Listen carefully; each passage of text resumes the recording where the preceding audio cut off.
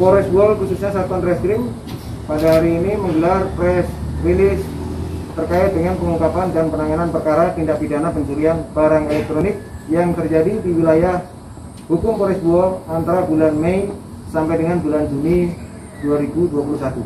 Hasil pengungkapan serta dasar pengungkapan dan penanganan perkara tindak pidana pencurian barang elektronik di wilayah hukum Polres Buol antara lain: yang pertama, berdasarkan laporan polisi nomor 259 12 Romawi 2020 Sulawesi Tengah Polres Buol tanggal 15 Desember 2020 dengan tersangka dengan inisial IJM alias I, umur 27 tahun, pekerjaan belum bekerja. Kemudian yang kedua, tersangka dengan inisial T alias A dengan umur 27 tahun, pekerjaan petani. TKP yaitu di pos jaga kantor dinas sosial di Kelurahan Pleo 2, Kecamatan Biau, Kabupaten Buol. Kemudian berdasarkan hasil pengembangan terhadap tersangka, berhasil dikembangkan, ditemukan 4 TKP. Selanjutnya terkait dengan tindak pidana pencurian barang elektronik di wilayah hukum Polres Buol. Pasal yang dilanggar yaitu pasal 363 ayat 1 ke 3 KUH pidana dan pasal 481 ayat 1 KUH pidana. Adapun barang bukti yang berhasil ditemukan yaitu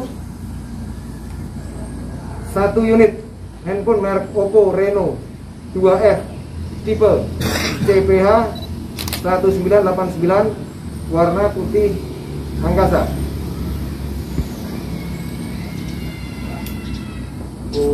Reno, Oppo Reno 2F. Ini barang bukti yang ditemukan.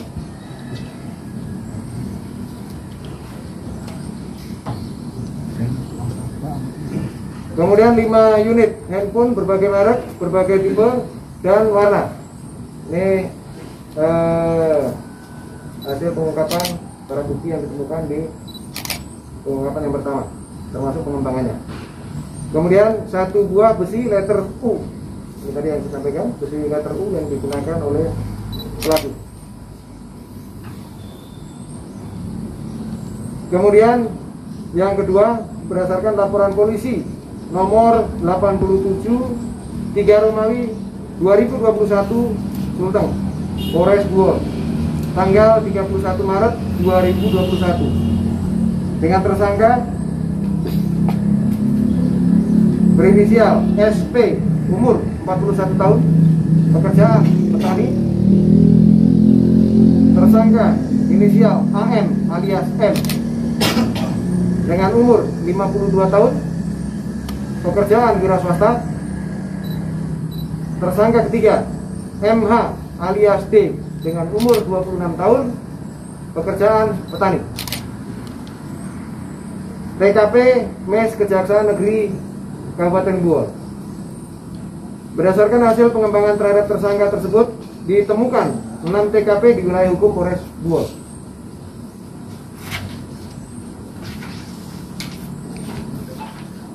Ketiga tersangka tersebut didakwa melanggar pasal 363 ayat 1 ke 3 KUH pidana dan pasal 481 ayat 1 KUH pidana. Barang bukti yang ditemukan yaitu 1 unit handphone merek Vivo Y51 warna kristal simfoni. Nah, ini handphonenya.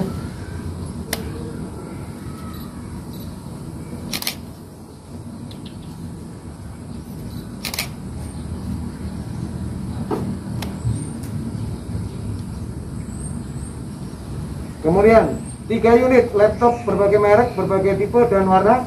Ini laptopnya. Kemudian 1 unit sepeda motor Yamaha Mio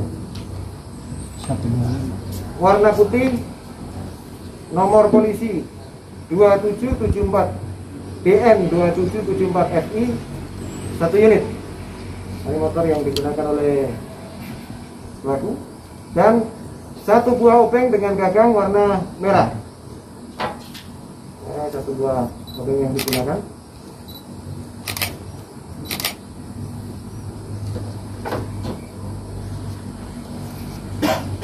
Adapun modus pelaku, para pelaku melakukan aksinya pada dini hari dengan cara mencungkil pintu maupun jendela, kemudian masuk dan mengambil barang-barang berupa barang elektronik di dalam rumah tersebut tanpa sepengetahuan pemilik.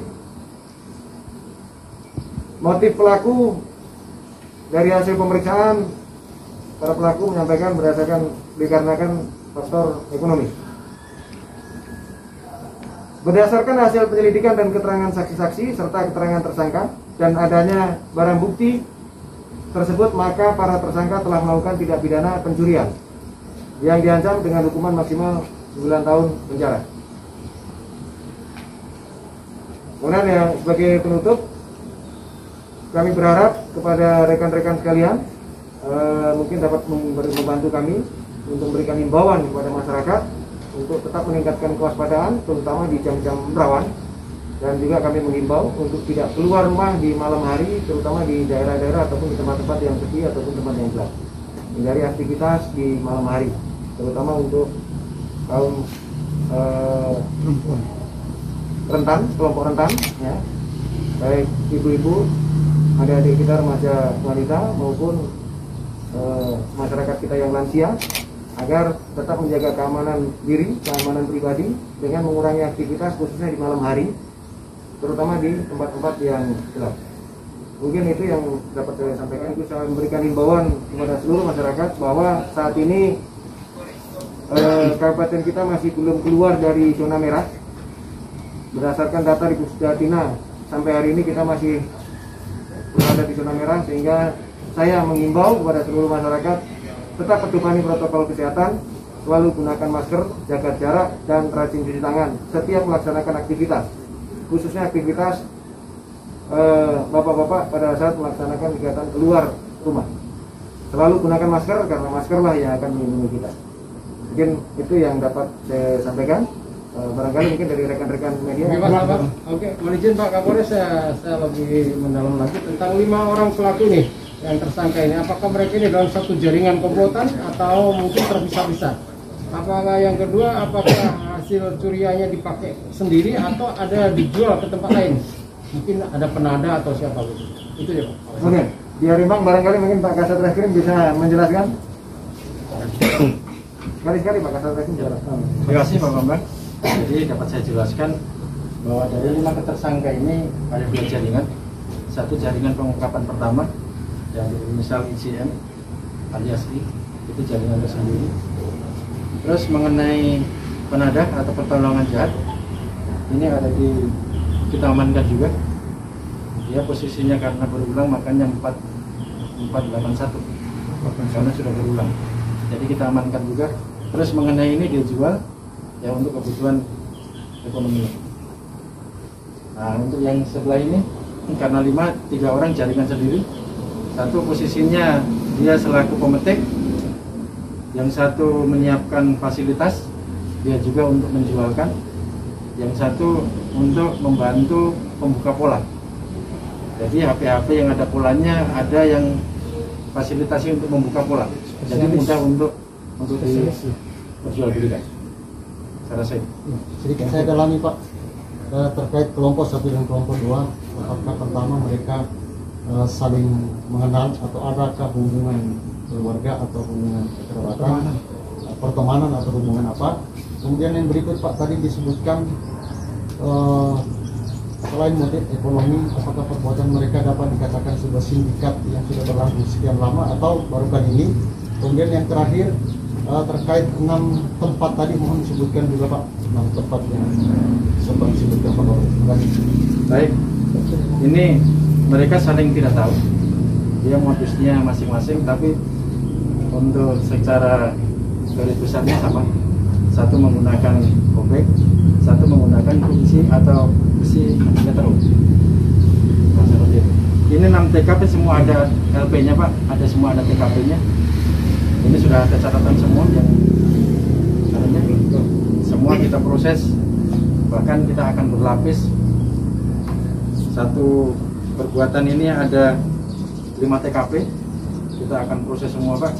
Yang kedua ada 6 TKP, termasuk satu yang di Kejaksaan, itu yang kita ungkap dari dasar awal, jadi ada pengungkapan 6 TKP dari situ. Saya disebutkan semua yang 6 itu Pak. Nanti kita akan berikan terperinci. Oh, siap. Begitu Pak, aksi mereka ini dilakukan pada malam hari atau siang hari? Jadi sebagaimana yang disampaikan Bapak Kapolres tadi, dia aksinya itu pada malam hari, khususnya pada dini hari. Kebanyakan pada dini hari, pada saat pemilik rumah dalam keadaan lengah atau dalam keadaan terlelap tidur. Pak, mungkin sedikit penegasan lagi Pak.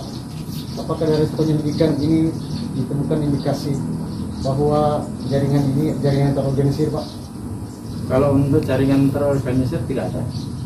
Cuman untuk saya pertegaskan lagi, untuk pengungkapan kedua atas nama inisial SP, ini sudah 2 kali melakukan. Nah, yang pertama modus lain, dia mengambil barang, mengangkat barang bukan elektronik. Itu pada saat itu diputus 2 tahun pada tahun 2018. Nah, ini untuk berikutnya dia ada 7 TKP dengan satu tersangka. Pak, sedikit lagi Pak.